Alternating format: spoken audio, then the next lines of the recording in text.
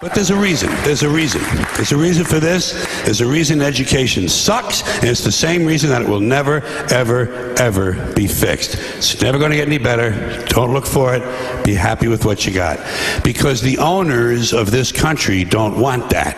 I'm talking about the real owners now. The real owners, the big wealthy business interests that control things and make all the important decisions.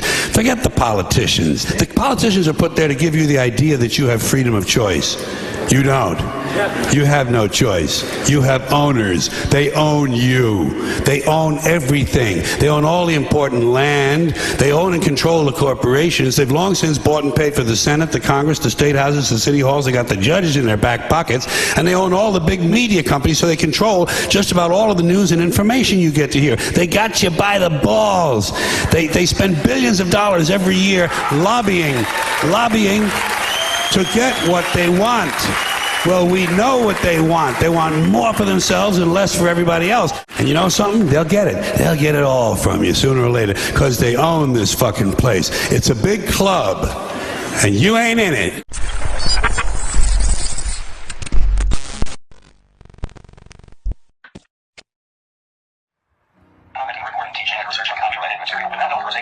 But you're related to Angelina Jolie. You're also cousins with Madonna. That's true. Jolie is the descendant of King Philip II of France. Her mother, actress Marceline Bertrand, is mainly of French-Canadian descent. This connection reportedly makes Angelina the 26th cousin of Queen Elizabeth. According to CBS News, Beyonce Knowles Carter is reportedly a distant relative of none other than Queen Elizabeth II herself. They share a common ancestor, Henry II of England, making Beyonce the 25th cousin once removed of the British monarch. And I am related to Kate Middleton. She is my 14th cousin, twice removed. I'm related to Madonna and Halle Berry, and both of them embrace it. Who are you related to? Sarah Palin. Barack Obama and Sarah Palin are cousins with a family tree that takes them back to one Mr. Smith of the 1600s. Bernie Sanders was booked today. All coincidence. We I know. Plan any of it. And what I didn't realize was I didn't know y'all were really related for real. Yes. What's the connect? We're second or third cousins. You are related, in fact, to Abraham Lincoln. Your family is that true? Yes. That's so cool. Yeah. Oh? Yeah, no, Nancy Hanks was Abraham Lincoln's mother. Our friends at Ancestry did some digging. You are related to Fred Rogers. President Obama and all the presidents before him, with the exception of one, are related and descendants of a former king of England. Brad Pitt is related to Spike Lee through Brad's mom, Spike Lee's mom. Barack Obama has a few famous distant relatives. Probably the one that's gotten a little bit of attention is his connection through their southern ancestors to Brad Pitt. They're ninth cousins that way. They have a common ancestor back in Virginia in the 1700s. Both Pitt and the Queen are descendants of King Henry II of England. This connection makes Brad Pitt the 25th cousin, twice removed, of Queen Elizabeth II. Oprah tried to say that you two are somehow, some way related. Yeah, she said she actually researched it and found it to be true. And Elvis Presley, however, tracing further back becomes even more interesting, given some genealogies of the king suggests he was related to two influential presidents, President James Jimmy Carter and President Abraham Lincoln. Over time, because of the relatively limited number of potential consorts, the gene pool of many ruling families grew progressively smaller until all European royalty was related. This also results in many being descended from a certain person through many lines of descent, such as a numerous European royalty descended from Queen Victoria of the United Kingdom or King Christian IX of Denmark. As a result, royal intermarriages became consanguine marriages, which is by blood or common ancestor, which led to both new health issues arising and existing when ones being compounded. Here's a list of British monarchs, including Queen Victoria, daughter of Edward, Duke of Kent, the one they said that everyone was related to.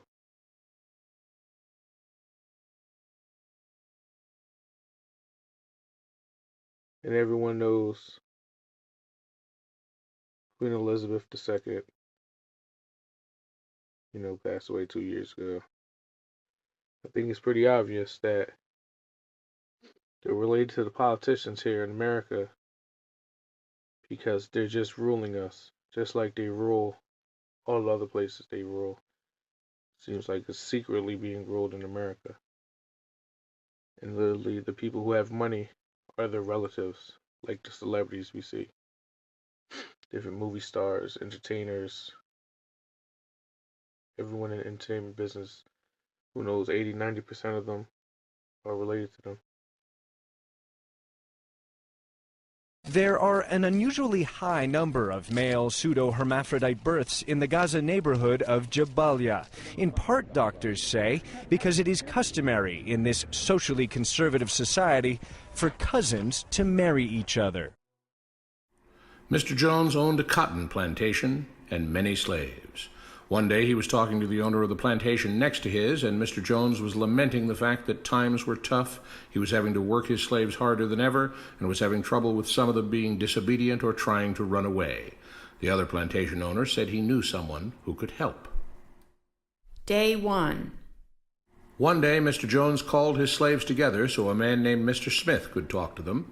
Before beginning, Mr. Smith whispered to Mr. Jones, "Whatever I say, do not contradict me or interfere, and I promise you your slave troubles will end."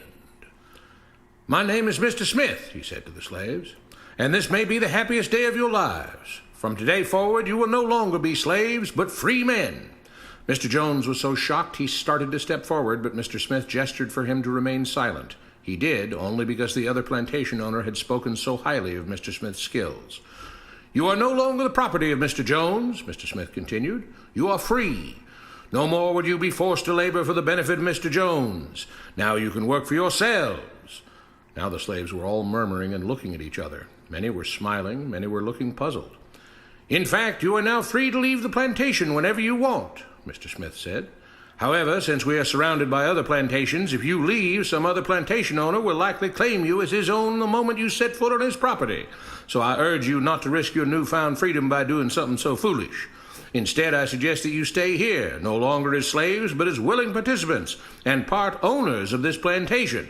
Yes, this is now your plantation." Mr. Jones bit his tongue to keep from objecting. "For now, we might as well leave Mr. Jones in charge," said Mr. Smith, "since he is the only one with any experience at running a plantation, which is quite a complicated thing to manage. But he will no longer be your master, but just another worker on the plantation.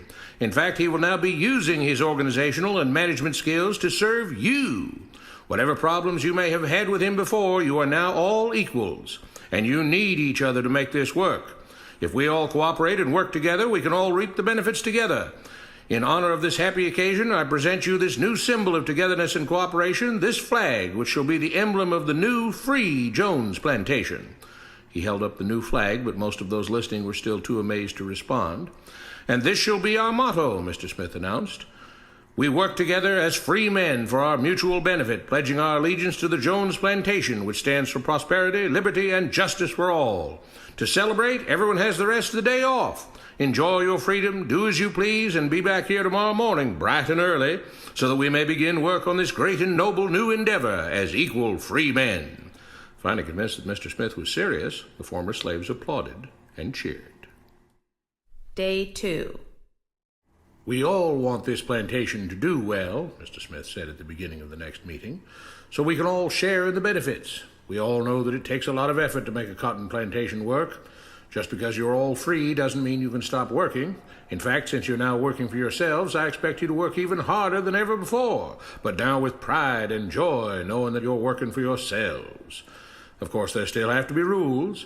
If everyone just does whatever he wants, the plantation won't produce anything. This experiment will fail, and we'll all starve.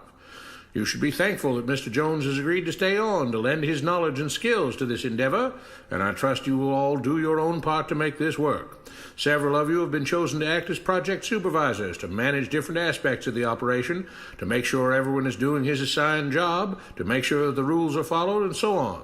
The rest of you may head out to the fields to start your first day of work as free men." Day 3. The next morning, Mr. Smith had a grim expression on his face as the daily meeting began. "I have an unpleasant duty to do today," he said. "Yesterday, Charles was caught keeping some of the cotton he picked, presumably to sell for his own personal profit. That is against the rules. That is stealing. For that, Charles must be punished." 2 men tied Charles to the whipping post. "I take no joy in this," Mr. Smith continued, But you must understand, if we do not maintain order, if we do not have rules that we all abide by, then the plantation will fail, and we will all suffer. The whip cracked against Charles' back. But if we all pitch in for the common good, then we can all prosper. Being free doesn't mean you should be selfish and greedy. We must each do our assigned duties and obey the rules, and then we can all benefit, and each of you will receive your appropriate share of the profits. A young man named Samuel stepped forward. But if you and Mr. Jones decide the rules and whip us if we disobey, how is that any different from what we had before? How can you say that? Mr. Smith asked. I'm shocked. You were a slave before, and now you're free. Things still need to be managed and organized by those best qualified to do so. Do you know how to run a plantation, Samuel? Well, no, he answered. But if we're free, why do we get no say in what the rules are and how things work? I'm surprised at your ingratitude, Mr. Smith answered. None of you know how a plantation is run, so you're in no position to be making decisions about how things are done here. You don't seem to appreciate all the things that Mr. Jones provides for you, from protecting you from all the outside threats that you know nothing about, those who would come here, capture and enslave you, if not for Mr. Jones' protection, to making sure that you all have food and housing, tools to work with, that you're cared for when sick and injured, and so on. There wouldn't be a plantation at all, no cotton to pick, no land to plant and harvest, if not for him. You should be grateful that he's made possible the level of comfort you now have. Your lives would be far worse if not for him. Nevertheless, as free and equal participants in this endeavor, from now on at each meeting, any worker may have 2 minutes to ask questions or voice suggestions or complaints. With that, the workers all seemed satisfied and headed out again to the fields to pick the cotton. Day 4. I have a big announcement, Mr. Smith said as the daily meeting began. Mr. Jones' cousin is here, and not just to visit and see how our project is coming along. It has been decided that from now on, you will be deciding who will manage the plantation. Of course, this job can't be done by just anyone, but every 3 months we will have a special meeting at which all the workers will vote on whether we think Mr. Jones should run the plantation or whether we think his cousin, Mr. Johnson, should run the plantation. That means that ultimately you are in charge because you will be deciding which man you want running things on your behalf. If you don't like the way things are being managed, you now have the power to change it. Amazed and pleased, the workers headed out again to the fields to pick the cotton. Days passed, months passed, a year passed, and the plantation continued to operate as before. Sometimes Mr. Jones was in charge, sometimes Mr. Johnson was in charge, but the day-to-day routine stayed exactly the same. The workers worked hard, long hours every day, and still had little to show for it. Every day the meeting would begin with them all reciting the Jones Plantation motto, "We work together as free men for our mutual benefit, pledging our allegiance to the Jones Plantation, which stands for prosperity, liberty, and justice for all." One day Mr. Smith announced, "Samuel is asked to say a few words this morning, and whatever the rest of us may think of his ideas and opinions, we are all free here, and that means we are all allowed to speak our minds. So, Samuel, you have 2 minutes. Begin." Samuel stepped forward, looking scared. "I was excited when all this started," he began, glancing nervously at Mr. Smith and Mr. Jones. "But don't you all see what's happened here? Nothing has changed. We're all still slaves." There were grumbles of disagreement from the crowd. "They tell us what to do and whip us if we don't. They still make all the rules and punish us if we disobey. They let us make suggestions and complain about things, but they never really change anything. They let us choose between Mr. Jones and Mr. Johnson, but what's the difference? The situation stays the same. We do all of the work and they take as much as they want and decide how much they'll let us keep. They live in luxury, made rich by the cotton we pick. We do all the work and have to build our own huts, grow our own food, and take care of ourselves. They leave us just enough that we don't revolt or run away. This is not freedom. We're all still slaves. They've only changed the words they use, but nothing else has changed. They say we're all free and equal, but we're not. They command and we obey. That's not freedom. That's not equality. They say we're free to leave, but all that means is that we're free to be someone else's slave. Why should we work or obey the rules? We didn't agree to this. They made the system. They forced it on us. They control and rob us and call it freedom. They've deceived you into thinking that being able to choose which slave master you'll work for is the same as being free. It's not. Open your eyes. If you keep what you produce, they call it stealing.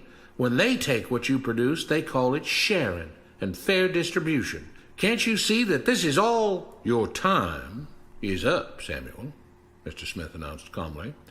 At his gesture, 2 supervisors grabbed Samuel by the arms and led him to the whipping post. I'm sorry, Samuel, but you've broken the rules. There are rules against encouraging others not to work and encouraging others to break the rules. You're only hurting all of us with your discontentment and your complaining and your disobedience. The whip fell, and Samuel let out a grunt. Without rules, without order, all would be lost. Without law, there would be chaos.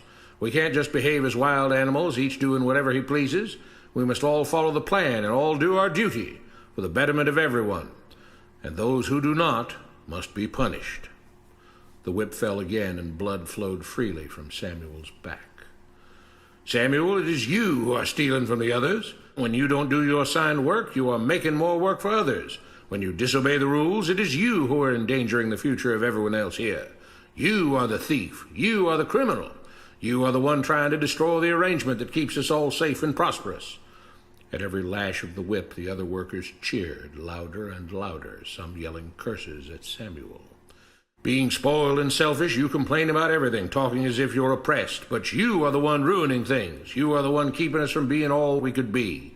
It is your greed and your rebelliousness that is hurting all of us. They all play by the rules, Mr. Smith said, gesturing at the others. What makes you think that you don't have to? You think you're above the law? There were loud yells of agreement as the whip fell again. We must maintain order, Mr. Smith proclaimed, to make this plantation great, to make it so that we can all be happy and prosperous. To have the society we want, there have to be rules.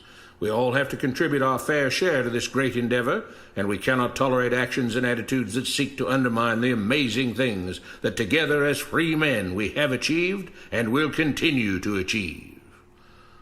Mr. Jones was smiling as he gave Mr. Smith a pat on the back. The crowd was cheering so loudly that none of them had noticed that Samuel had died.